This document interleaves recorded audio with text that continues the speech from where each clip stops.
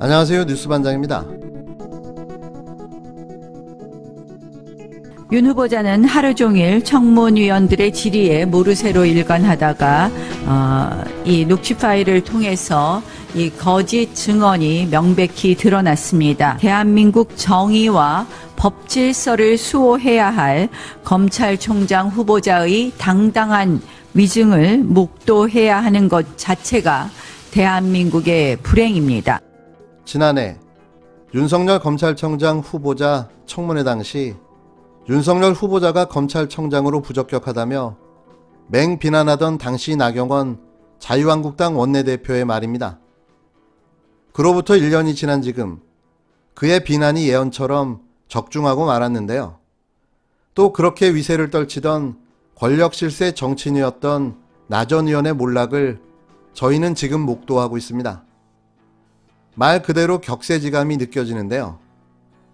추락하는 것은 날개가 없습니다. 자신이 이렇게 무너져 내릴 줄은 아마 꿈에도 몰랐을 겁니다. 불과 몇 개월 전만 해도 야당의 당대표로 권력을 쥐고 흔들어대던 그이기에 좌절감과 허무감이 뼛속 깊이 느껴질 텐데요. 끈떨어지니 이 꼴 저 꼴 다 보고 있다는 그의 표현도 이해가 안 가는 바는 아닌 겁니다. 하지만 자신이 했던 악행에 비해서는 세 발의 피인 거죠. 그러니까 아직 시작도 안 됐다는 이야기고 뿌린 대로 걷어가려면 아직 멀었다는 겁니다. 하지만 곧 수확의 계절이 다가오고 있으니 저희는 그 열매가 열리길 기다리면 되는 거죠. 마치 댐이 터지듯 감춰왔던 진실들이 이곳저곳에서 쏟아지기 시작했는데요. 그것도 그가 그렇게 비판해오던 자녀교육 특혜와 관련된 일이 말이죠. 이제와 엄마로서 무언가를 해주고 싶었다는 그의 말은 정말 코미디에 가까웠는데요. 모든 부모가 다 무언가를 해주고 싶은 거죠. 그게 부모 마음 아닙니까? 하지만 능력이 부족해 해주고 싶어도 못해주는 현실에 부모의 마음이 아프고 매이는 거죠. 나경원 전 의원의 아들에게 연구실과 저자로 이름을 올릴 기회를 제공하는 등 특혜를 줬다는 의혹에 대한 서울대의 최종 결정문이 최근 공개된 바 있습니다. 나 전 의원은 문제가 없다는 게 밝혀졌다면서 엄마 역할을 해주고 싶었던 것이라고 해명했는데요. 그런데 이번엔 나 전 의원의 아들 대신 서울대 대학원생이 학술대회에 참가했다는 결정문 내용이 공개돼 논란이 되고 있습니다. 정치권에선 그게 바로 엄마 찬스라는 비판이 다시 나오기 시작했는데요. 그러니까 엄마로서 무언가를 해주고 싶었고 그 무언가를 실제로 해주고 만 거죠. 다시 말하지만 이게 엄마 찬스인 겁니다. 2014년 당시 미국 고등학생이었던 나 전 의원 아들은 여름방학에 서울대 의대 교수연구실에서 인턴으로 일했는데요. 그리고 그 이듬해 발표한 연구 포스터에 저자로 이름을 실었습니다. 서울대는 2건의 주저자로 실린 발표문에 대해선 문제없음, 제4저자로 실린 발표문에 대해선 경미한 위반이라고 결론을 내렸는데요. 이를 근거로 나 전 의원은 주저자 발표문엔 문제가 없다는 게 다시 한번 확인됐다면서 경미한 위반 지적을 받은 경우도 당시 연구진이 저자 등재 여부를 결정했다는 입장입니다. 페이스북에는 엄마의 마음으로 엄마의 역할을 해주고 싶었던 것이라고 당시 상황을 설명하기도 했는데요. 그런데 이 결정문에는 나 전 의원 아들이 학술대회 참가가 어려워지자 당시 서울대 대학원생이 대신 참석했다는 사실도 포함되어 있었습니다. 이 때문에 민주당은 본인이 가진 권력으로 남다른 혜택을 준다면 그것이 부정이고 부당한 일이라고 다시 한번 문제를 제기하고 나섰는데요. 정의당도 나 전 의원을 향해 책임을 지라고 요구했습니다. 파면 팔수록 특혜만 계속해서 나오고 있는 거죠. 이게 이해가 되시나요? 모 묻은 개가 모 묻은 개를 나무라는 형국인 겁니다. 지난해 조국 전 법무부 장관을 그토록 비난하던 그이기에 더욱더 어이가 없는 거죠. 나경원은 대한민국 부모님들에게 특권층의 민낯을 보여주며 또다시 깊은 절망감을 안겨주고 말았습니다. 추미애 장관의 칼춤이 날이 갈수록 도를 더해가고 있습니다. 여러 권력 관계자들이 개입돼 있고 청와대도 관련이 있으니 이 특검으로 수사하라고 하면 간단히 해결될 일입니다. 윤석열 검찰총장을 수사에서 배제하고 나아가서는 윤석열 총장 일가의 수사를 독려하는 이런 일로 라임 옵티머스 사건의 시선을 돌리려고 하지만은 그럴수록 특별검사밖에 없다는 확신을 줄 뿐입니다. 문재인 대통령은 더 이상 추미애 장관을 방치하지 말고 즉각 경질하기 바랍니다.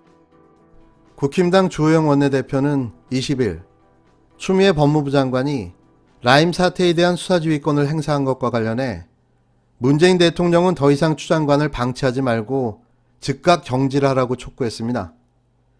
주 원내대표는 이날 원내대표단 회의에서 친추미애, 친정부 검사들이 지휘하는 이 사건 수사들을 결론낸다 한들 어느 국민이 믿고 승복하겠냐며 이와 같이 말했는데요. 주 원내대표는 추미애 장관의 칼춤이 날이 갈수록 도를 더해가고 있다고 노골적으로 비판하기도 했습니다. 그러면서 라임 옵티머스 사건은 대형 금융비리 사건에 권력이 개입한 것이라며 권력자들이 나오고 권력 측이 불리해지자 구속된 피의자의 편지 한 장이 마치 보물이라도 되는 양 호들갑을 떨면서 윤석열 검찰총장을 수사에서 배제하고 나아가 윤 청장 일가에 대한 수사를 독려하는 결정을 했다고 주장했는데요. 회의가 끝난 후 기자들이 추 장관의 수사지휘권 행사를 사실상 윤 청장 사퇴 종용으로 보는지를 묻자 주 원내대표는 그렇다고 본다. 우리나라에 검찰총장이 없고 추 장관이 검찰총장을 겸하고 있는 것이라고 답했습니다. 상황이 불리해지자 목리를 부리고 나서기 시작했는데요. 장외투쟁을 위한 전초전으로 보여지는 추 장관의 경질 주장은 아마도 그 빌미를 위해 꺼내든 카드인 듯 보여집니다. 이미 추 장관 탄핵소추안을 발의했고 본회의에서 부결된 바가 있는데요. 이도저도 안 되니 밖으로 나갈 수밖에는 없는 거죠. 또 장외투쟁 명분을 찾는 국힘당으로서는 아주 좋은 카드가 하나 나온 건데요. 이 시기에 장외투쟁을 한다면 그냥 자멸한다고 봐야겠죠. 아무쪼록 좋은 선택을 하시기 바랍니다. 국가와 국민을 위해서 말이죠. 일배 수준의 조작과 선동, 이러니 국민의 짐. 그런 말씀하셨죠. 네. 제가 짐이라 한 게 잘 하셨습니까? 짐이라는 조롱을 듣는 이유다 이렇게 말했습니다. 그런 말씀하셨죠. 국정감사에서 묻는데 예 그렇게 대답하고 싶습니까? 무슨 말씀 질문의 취지를 이해를 못하겠습니다. 이재명 지사님의 그 발언에 대해서 네. 대국회에 대한 또 국회의원에 대한 그 태도에 대해서 하실 말씀 없습니까? 저는 그 생각이 지금도 변함이 없습니다. 예를 들면 예산을 비판하려면 너무 정치적이라고 보지 않습니까? 제가 그 두 배를 썼다. 제1야당의 당명의 국민의 짐이 뭡니까? 아니 그런 얘기를 들을 정도로 하시면 안 된다 이런 충고를 드린 거예요. 지사님이 국회에 충고를 할 수준이 됩니까? 그 위치가 됩니까? 제가 수준이 되는지 안 되는지 모르겠지만 저도 국민의 한 사람이어서요 충분히 말할 수 있다고 생각합니다. 다른 당에 대해서 예의를 지켜야 됩니다. 그럼 박수영 의원님은 왜 예의를 안 지키십니까? 그 박수영 의원이고 개인 의원이고 제1야당에 대한 예의를 지키라는 이야기입니다. 저는 충분히 지켰다고 생각합니다. 국민의 짐이라고 표현하는 게 그게 예의를 지킨 겁니까? 아니 그런 얘기를 들을 수 있으니 조심하시라 이렇게 얘기한 거예요. 이재명 경기도지사가 20일 국힘당이 정말 국민의 짐이 되지 않길 바란다고 말하며 야당 의원들과 설전을 벌였습니다. 이날 국회 국토교통위원회에 경기도에 대한 국정감사에서 국힘당 박성민 의원은 경기도 홍보예산 문제를 지적하며 최근 국힘당을 국민의 짐이라고 하셨다. 너무 정치적인 발언이 아닌가. 제1야당인 국힘당을 국민의 짐이라고 표현하는 건 옳지 않다고 따져 물었는데요. 이에 이 지사는 그런 이야기를 들을 정도로 하시면 안 된다고 충고를 드리는 것이라고 해명했습니다. 그러자 박 의원은 국회와 국회의원을 지적할 그런 위치가 되나 그런 표현을 하면 안 되는 것 아닌가라고 재차 따졌고, 이 지사는 국민의 한 사람으로서 위치가 된다고 본다. 국민의 짐이 진짜 안 되길 바란다고 답했습니다. 이재명 지사를 어떻게 공격해볼까 했던 모양인데요. 국힘당은 되로 주고 말로 받아가는 봉변만 당하고 만 거죠.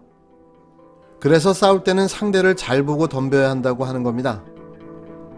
오늘도 여지없이 또 실패한 국힘당. 계속 이렇게 헛발질만 날려주셨으면 합니다.